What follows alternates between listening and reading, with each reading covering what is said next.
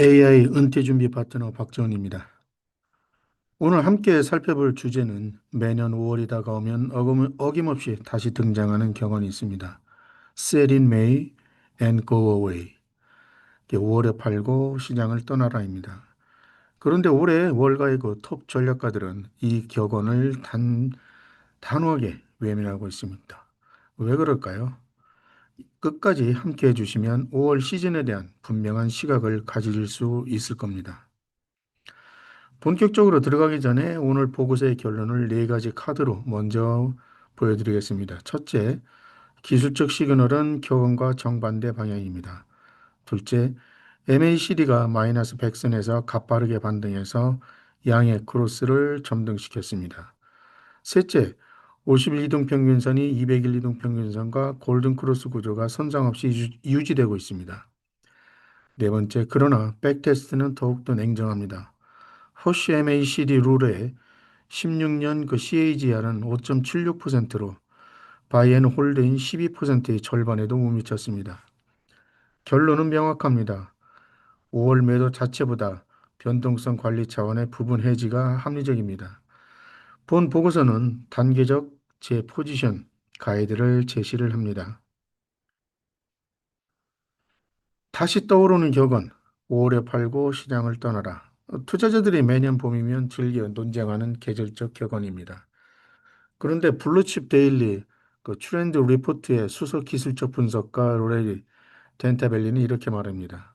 올해는 다른 시장에 와 있다. 역사적으로 지난 10년을 돌아보면 5월에 팔라는 격언은 사실상 잘 통하지 않았다.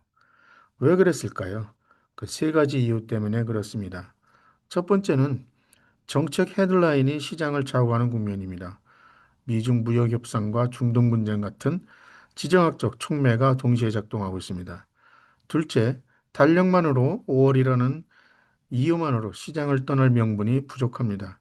경제 불확실성, 기술적 취약성, 정책 변수가 삼중으로 결합되어 있기 때문에 그렇습니다. 그래서 본 보고서는 격언의 그 통계적 그 배경부터 시작해서 2026년 4월 현재 시장의 기술적 시그널을 데이터로 검증해 보겠습니다. 사실상 이 격언의 뿌리는 의외로 영국 런던에서 찾아볼 수 있습니다. 런던의 트레이더들이 여름이 오기 전에 시장을 빠져나갔다가 9월 유명한 그 세인트 레저 그 경마 유명한 그 경마 그 경주입니다. 세인트 그 레저 직후 다시 매수에 나서던 시절에서 유래했습니다. 그래서 부진한 여름을 건너뛰고 좋은 시점에 다시 들어가자는 발상이죠. 이 접근법은 1960년도부터 1987년까지 현대 그 월가 초창기에는 실제적으로 효과가 있었습니다. 그런데 1987년도 대폭락 이후에 상황이 달라졌습니다. 그 뒤로는 그 fully invest 전략, 다시 말씀드려서 롱 전략이죠. 이 전략이 우위를 보이기 시작했고 여름 내내 자리를 지키는 편이 훨씬 더 유리해졌습니다. 1950년 이후에 76년간 데이터를 모든 시작월에 대해서 롤링 6개월 단위로 정리를 해보면 격언의 진짜 모습이 그 드러납니다. 평균 수익률 측면에서 그 10월에서 3월까지 구간이 6.9%로 가장 강력했고 5월에서 10월까지가 3.7, 가장 약한 구간은 의외로 4월에서 9월까지입니다. 2.1%입니다. 즉 정확히 말하면 4월에 팔고 떠나라가 오히려 더 맞는 표현일 수도 있습니다. 그런데 플러스 비율을 보면 결론이 달라집니다. 5월에서 그 10월까지 구간조차 그 플러스 수익률을 기록한 비율이 68.4에 불과합니다. 100번 중 68번은 5월에 보유해도 플러스로 끝났다는 뜻입니다. 그런데 10월에서 3월까지 격차는 8%와 불과합니다. 이 차트가 그 핵심입니다. 12개 6개월 구간의 그 평균 그 수익률을 한꺼번에 보여드린 겁니다. 막대 색깔에 한번 주목해 주십시오. 적색이 두 개 있는데요. 이것은 그 4월에서 9월까지 2.1%와 5월에서 10월까지 그 3.7%, 이 둘이 가장 약한 구간입니다. 골드색 막대는 그 10월에서 3월까지인데요. 6.9%로 가장 강합니다. 허쉬가 말한 베스트 6months입니다. 겨울 구간의 우위가 명확히 확인됩니다. 그런데 여기서 멈추면 안 됩니다. 평균 부진은 사실이지만 확률적 부진은 아닙니다. 그 5월에서 10월까지의 평균 3.7% 수익을 매년 포기하는 것은 결코 작은 기회 비용이 아닙니다. 다음 장에서 백테스트가 이 점을 계량적으로 증명할 것입니다. 이제 본 보고서의 핵심 4개 차트로 들어가겠습니다. 미리 결론을 보여드리면 첫 번째 그 추세 S&P 500과 50, 200일 이동평균선과의 그 관계인데요. 결론적으로 보면 골든크로스가 유지돼서 추세 손상이 없다는 겁니다. 두 번째는 그 모멘텀입니다. MACD 12, 26 그룹 그 측정한 결과 플러스의 크로스가 나왔다는 점에서 매도 트리거가 발생하지 않았습니다. 세 번째는 그 시장 브레드스죠. RSP 동일가중 수익률과 스파이 시가총액 그 지수 수익률과의 관계 그리고 IWM과 스파이 이 두 개의 관계를 보면 부분적으로 회복이 됐지만 빅테크 쏠림 현상은 여전히 유일한 경계 신호입니다. 그리고 마지막 백테스트인데요. 허쉬 MACD 룰을 바이앤홀드와 비교를 해본 결과 16년간의 데이터를 보면 바이앤홀드가 명백히 우세합니다. 자, 지금부터 하나씩 자세히 짚어드리겠습니다. 첫 번째 추세입니다. 차트를 보시면 S&P 500이 2025년 4월 4,950선까지 급락한 뒤 1년에 걸쳐서 강력한 회복세를 이어가고 있습니다. 주목할 점은 50일 이동평균선과 그 골드라인이 200일 이동평균선 적살 라인 위에서 안정적으로 자리 잡은 골든크로스 구조가 지속되고 있습니다. 2026년 1, 2월 약세 구간에서 마이너스 크로스오버가 연달아 발생했지만 4월 마지막 주 우측 끝이죠. 여기에서 다시 플러스 크로스가 나왔습니다. 주가는 7,000포인트 부근까지 회복하면서 50의 이동평균선이 지지선 역할을 충실히 수행하고 있습니다. 정리를 해보면 추세 추종 관점에서 매도 신호는 어디에도 없다는 것입니다. 둘째, 모멘텀입니다. MACD 차트는 더 명확한 메시지를 보냅니다. 2026년 2월에서 3월까지 MACD가 마이너스 100선까지 깊이 빠지면서 음의 영역에 진입한 바 있습니다. 그런데 4월 들어서 가파르게 반등을 해서 MACD가 사이언 라인이 그 시그널 골든 라인을 상향 돌파했습니다.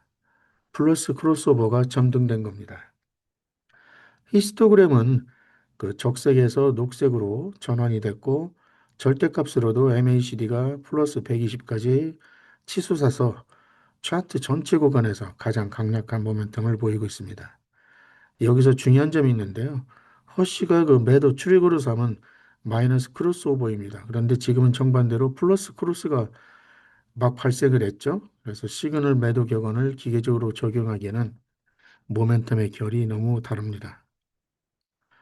세 번째 시장 브레드스입니다. 여기서 처음으로 경계 신호가 나옵니다. IWM 소형주 지수죠. 스파이와의 비율은 2025년 4분기 저점 86 부근에서 회복해서 99까지 올라왔습니다. 최근에 소형주 강세가 이런 부분들을 보여주는데요. 소형주가 대형주를 따라잡으려 노력했다는 뜻입니다. 다만 시작점 100을 아직 회복하지는 못했습니다. 더 우려스러운 것은 동일 가중 시장폭을 보여주는 RSP와 스파이 간의 비율인데요. 적색 라인을 보십시오. 89 부근으로 오히려 다시 그 하락 중입니다. 시장 브레드스는 부분적으로만 개선된 상태고 빅테크 7종목에 대한 의존도는 오히려 더 강화되고 있는 신호로 읽힙니다. 강세장은 유지되지만 좁은 강세장이란 뜻입니다. 빅테크 의존도 심화는 향후 변동성 확대 시에 낙폭을 키울 잠재 리스크입니다. 우린 이미 이런 부분들을 경험을 했습니다. 네 번째 관찰입니다. 지정학적 리스크로 짚고 넘어가야 됩니다. 주목할 점은 이러한 강세가 중동 분쟁이라는 무거운 지정학적 변수 속에서도 유지되고 있다는 사실입니다. 시장은 호르무즈 해역 봉쇄 가능성과 유가 변동성을 이미 어느 정도 가격에 반영하고 있습니다. 거꾸로 말하면 호르무즈 해협 재개방이나 평화 합의 같은 디스컬레이션인 시그널이 나올 경우 추가 상승 동력이 점화될 가능성이 큽니다. 리스크 프리미엄이 이미 가격에 반영된 시장에서는 악재 부재 자체가 강력한 상승 촉매로 작용할 가능성이 있습니다. 두 가지 시나리오를 모두 염두에 두십시오. 흥미로운 점은 5월에 떠나라는 격언을 가장 깊이 연구해온 인물들도 조차 올해는 신중하게 접근하고 있다는 겁니다. 두 분의 권위자를 한번 보시겠습니다. 스탁트레이더스의 얼람하게 제프리 허쉬는 이렇게 말합니다. MACD 마이너스 크로스오버가 발생하기 전까지는 매도를 피해라. 허쉬의 베스트 6months 전략은 본래 단순히 4월 말에 매도하라는 것이 아니라 MACD 시그널과 결합해서 매도 시점을 동적으로 결정하는 방식입니다. 앞서 본 그래프 2가 보여주듯이 현재 MACD는 플러스 크로스오버를 막 발생한 상태이기 때문에 허쉬의 원칙에 따르더라도 매도 시점은 아직 도래하지 않았습니다. 뱅크 오브 아메리카의 폴 시아나도 비슷한 의견입니다. 적어도 8월까지는 매도하지 말고 관망하라. 시즈널리티 통계의 그 평균값보다 현재의 시정 컨디션이 우선해야 된다는 입장입니다. 그래서 두 권위자 모두 5월 매도의 기계적 적용을 거부합니다. 격언의 작동 조건이 충족되지 않은 현재 매도는 시기상조라는 메시지입니다. 그런데 여기서 반전이 있습니다. 제가 백테스트 해본 결과 더 단호한 메시지를 던집니다. 2010년 이후 약 16년간 허쉬 MACD 룰을 기계적으로 적용한 전략과 단순히 바이앤홀드를 비교해 봤는데요. 차트는 그 로그 스케일을 적용한 겁니다. 결과는 충격적입니다. 바이앤홀드의 CAGR은 12%, 허쉬 MACD는 5.76%, 누적 자산으로 환산하면 6.1배, 2.5배입니다. MDD는 분명히 절반 수준으로 줄어듭니다. 마이너스 33.9%대 마이너스 17.6%, 즉 허쉬 전략을 그 실행했을 때가 MDD가 분명히 줄어드는 거죠. 그렇지만 그 대가로 수익률은 절반으로 깎였습니다. 단순 그 시즈널 매도, 계절성 매도는 리스크 관리보다 수익률 포기에 가깝습니다. MACD 개선분 마이너스 16.3%를 위해서 CAGR 6.24%를 매년 헌납하는 셈입니다. 계절성 매도 전략은 잠을 편안하게 자기 위한 비용이 결코 작지 않으며 현금화 기간 동안의 기회비용이 누적되면서 장기적으로는 단순 보유 대비 명백히 패배한다는 것이 백테스팅의 결론입니다.